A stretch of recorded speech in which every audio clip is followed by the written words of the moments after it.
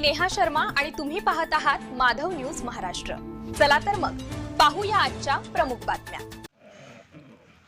धनगर समाजाच्या एसटी आरक्षणासाठी आमदार बबनराव लोणीकर यांची विधानसभेत ठाम मागणी। जालन्यात धनगर समाजाकडून आमदार लोणीकरांचा भव्य गौरव।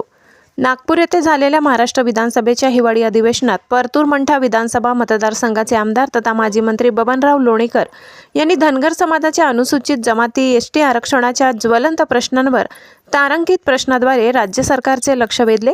या ठाम भूमिकेबद्दल जालना जिल्ह्यातील धनगर समाजाच्या वतीने सोमवार दिनांक 15 डिसेंबर रोजी सकाळी 11 वाजता जालना येथे भव्य सत्कार सोहळ्याचे आयोजन करण्यात आले। या सत्कार समारंभात धनगर समाजातील विविध संघटनांचे पदाधिकारी, ज्येष्ठ नेते, कार्यकर्ते, युवक, महिला मोठ्या संख्येने उपस्थित होते।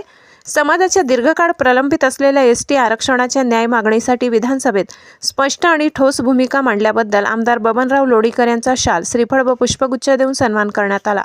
यावेळी बोलताना आमदार लोणीकर म्हणाले, धनगर समाजाच्या एसटी आरक्षणाच्या लढ्यात मी कायम त्यांच्या पाठीशी उभा आहे। उपोषण, मोर्चे, रास्ता रोको अथवा कोणतेही आंदोलन असो, मी स्वतः सहभागी होऊन समाजाच्या सोबत राहीन। धनगर समाजाचा प्रश्न हा केवळ आरक्षणापुरता मर्यादित नसून सामाजिक न्यायाशी निगडीत असल्याचे त्यांनी नमूद केले। हा प्रश्न कायमस्वरूपी सोडविण्यासाठी मुख्यमंत्री देवेंद्रजी फडणवीस यांच्या माध्यमातून विशेष प्रयत्न केले जातील असेही त्यांनी स्पष्ट केले।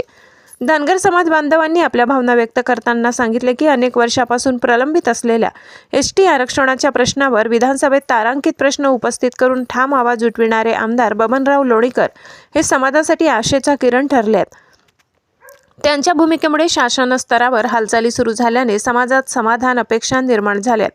कार्यक्रमाला राहुल लोणीकर, बळीराम खटके, ओमप्रकाश चितळकर, प्राध्यापक प्रसाद गडदे, कपिल दहेकर, शिवाजी तरवटे, बाळासाहेब गावडे, महादेव आटोडे, नंदकुमार गांजे, कैलास मस्के, विठ्ठल आटोडे, रवी खोमणे, अक्षय आटोडे, राम खरजुले, तुकाराम खरजुले, प्रकाश गडदे, पंढरीनाथ गडदे, विनोद गडदे यांच्यासह धनगर समाजातील अनेक ज्येष्ठ नेते, कार्यकर्ते मोठ्या संख्येने उपस्थित होते।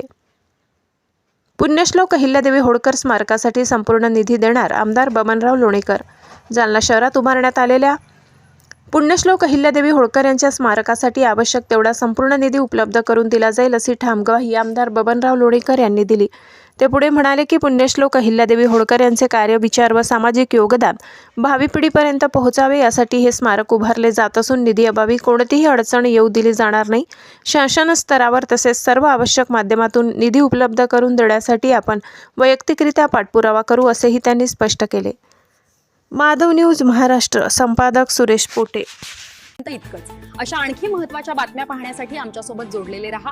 आमचा व्हिडिओ लाईक, शेअर आणि चॅनल सबस्क्राइब करायला विसरू नका। धन्यवाद।